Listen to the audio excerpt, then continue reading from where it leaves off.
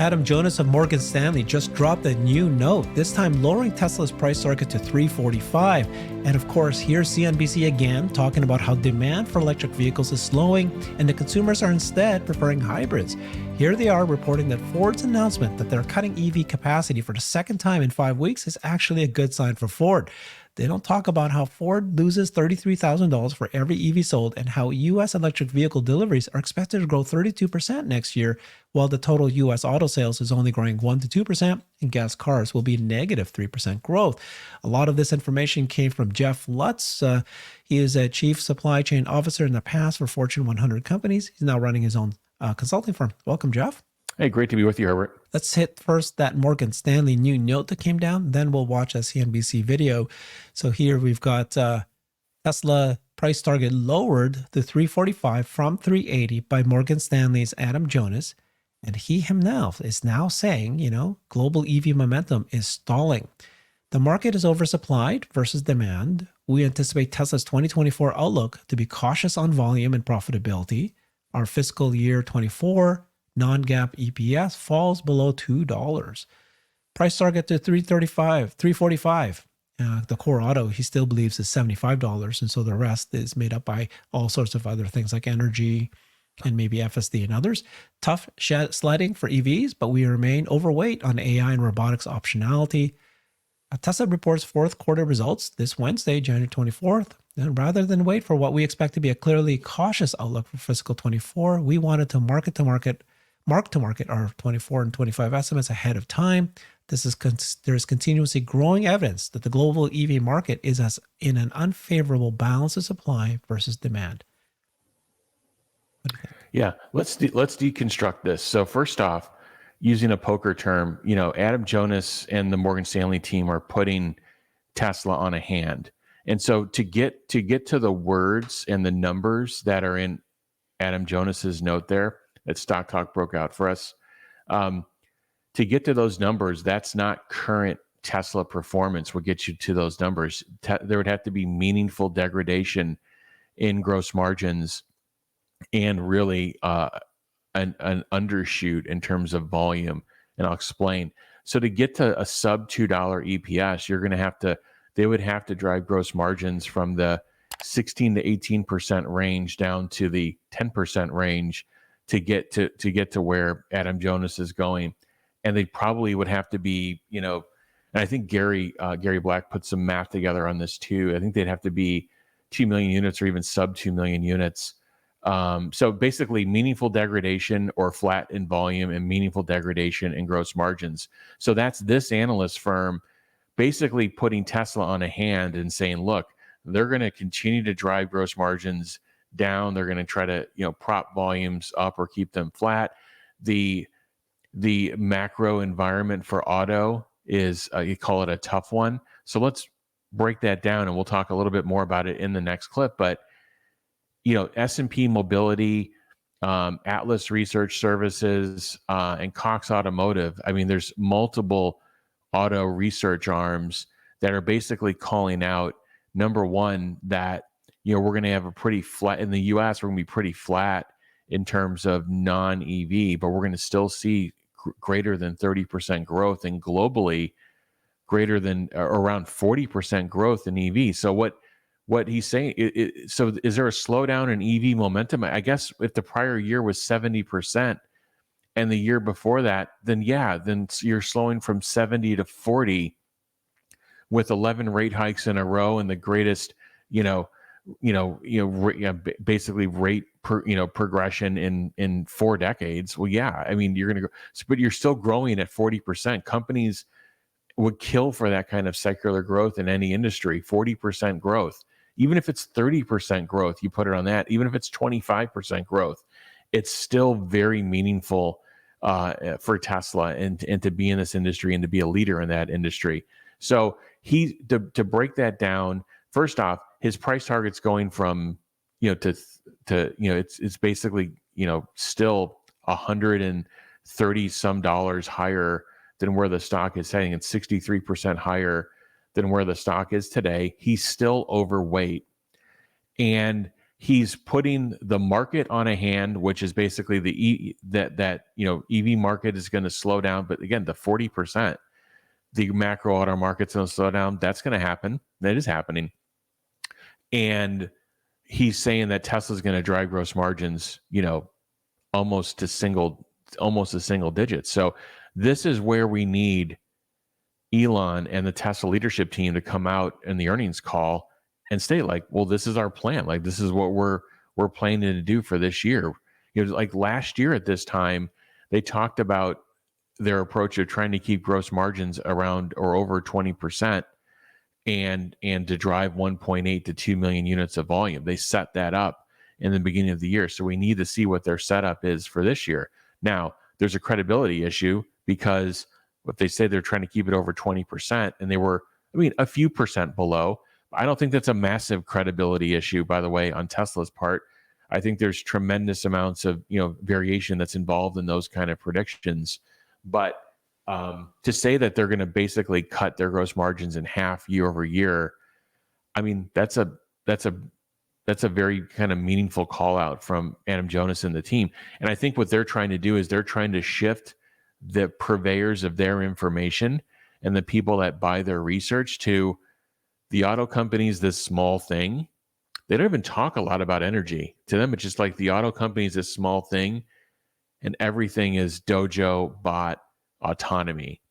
And while that may be the long-term case for Tesla, I think, sweeping a company that may get to 10 million units a year or more in volume and auto volume under the rug and do it at industry leading or comparable gross margins, I think is there's a bit of a overreach there. So I think there's a time horizon thing here, and I think you have to understand where he's going in that note. It's not today and current performance get you to that. It's 10% gross margins and basically flat volumes.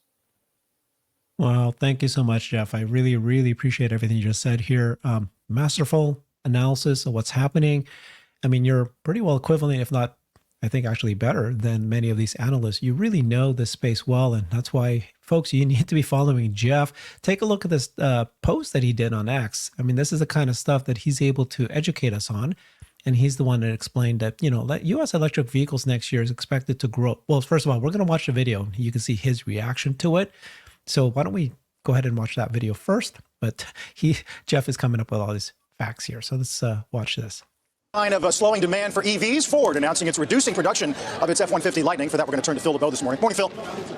Good morning, Carl. This is Ford announcing on April 1st that it will be cutting its production of the F-150 Lightning, going from 2 shifts, which it currently operates at its Rouge complex just outside of Detroit, where they build the F-150 Lightning. They're going to bring that down to 1 shift starting on April 1st. Some of those workers, about 1,400 impacted, they're going to be transitioned over to additional production for the Bronco and the Ranger. This is, if you're thinking to yourself, wait a second, didn't they just cut their guidance in terms of EV production? Yeah, they did that last month, basically cut their 2024 production plan in half, and now they are saying we are going to be cutting Lightning production again. So if you look at Lightning sales last year as well as the year before, they did increase. It was the top selling electric pickup truck, 24,000, just over 24,000 sold last year. But Ford said after they came out of the UAW contract, we're going to be deferring about $12 billion in EV investments. Not cutting it, but just not rolling it out as quickly as originally planned because the market is not developing as quickly as planned. So this is a prudent move by Ford. If you don't have the sales there, you just can't keep building and building and building, shipping them out or trying to sell them to dealers who, by the way, when I talk to dealers, they have all said the same thing, which is the demand right now when it comes to pickup trucks, first and foremost, is for hybrid, then internal combustion engine, then for the Lightning. And that's a reflection of where the market is right now overall. Take a look at shares of Ford in the last year. We'll get the Q4 results on February 6th. And again, guys, while they are cutting this shift for Lightning production, they are increasing production for the Bronco and the Ranger. Why? Because that's where the market is right now. That's where demand is, as internal combustion engine vehicles and hybrids, especially hybrids, are in big demand right now. And Ford is in the best position of the big three when it comes to hybrid production.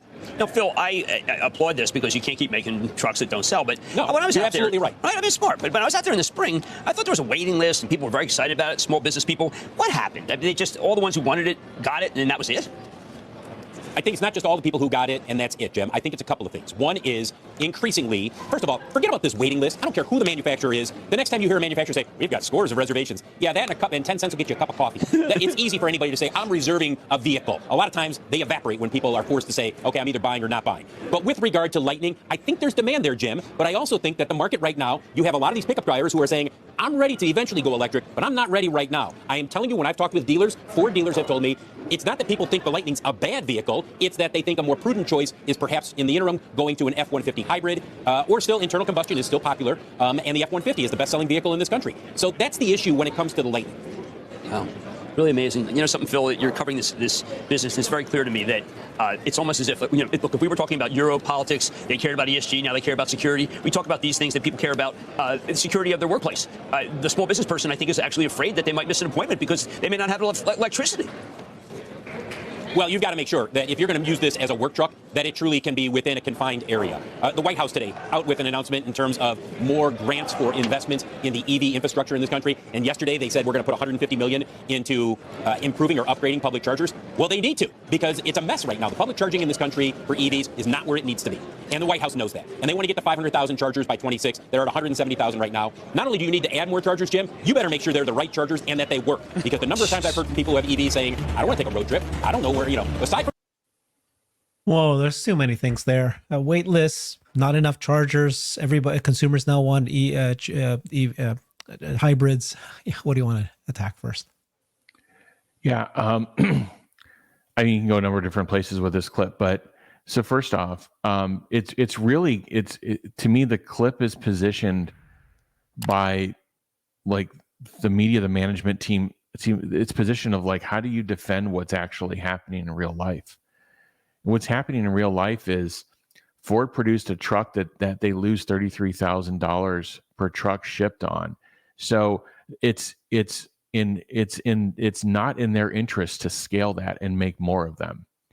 And so by Ford, this is the second volume. That's the other thing this is the second volume cut in 5 weeks. So what do they learn in 5 weeks? What they learned in 5 weeks is whatever pricing moves or spiffs that they were doing in the dealer network didn't work, and that their inventory is building up. They call it record sales. I think it was 4,000 and change in November, but those are Ford producing F-150 electric vehicles and shipping them into dealerships. Those aren't sold to end consumers. So what I see happening here is, the inventory position built up and it's not moving. So to do 2 successive cuts in 5 weeks, it says you have the wrong product, the wrong price point, and they shipped it at a time where they didn't have a charging network. I mean, what's the thinking there? There's no charging network in 2023 and 2024 for Ford users to have. So they put the product out there and they wonder why it's not selling. And it's at a price point that doesn't work either.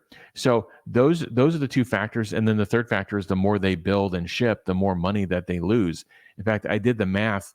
If Ford was doing about 20,000 and change EVs in a quarter, if they bumped that number up to 90,000, again, they said that they were going to be at a 600,000 run rate by the end of 2023. But if they even bumped that up to 90 or 100,000 units a quarter, they would erase all the margins and all the dollars earned in their ICE business and hybrid business. They'd erase it all.